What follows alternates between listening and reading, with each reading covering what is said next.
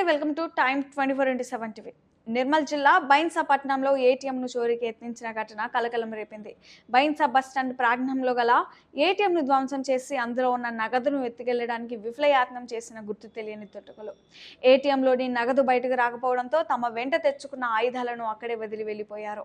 ఈ విషయం తెలుసుకున్న పోలీసులు ఘటనా స్థలానికి చేరుకొని పరిశీలించి సీసీ కెమెరాల ఫుటేజ్ ఆధారంగా దర్యాప్తు చేస్తున్నారు. నిత్యం రద్దీగా ఉండే బస్టాండ్లో ఇలాంటి ఘటనలు జరగడంతో జనాలు ఉలిక్కిపడ్డారు. ఇవి ఇప్పటి వరకు అప్డేట్స్. మరిన్ని అప్డేట్స్ కోసం చూస్తూనే ఉండండి టైమ్ 24/7 టీవీ. షేర్ చేయండి, లైక్ చేయండి, సబ్స్క్రైబ్ చేయండి. మరిన్ని వీడియోల కోసం బెల్ సింబల్ పై క్లిక్ చేయండి.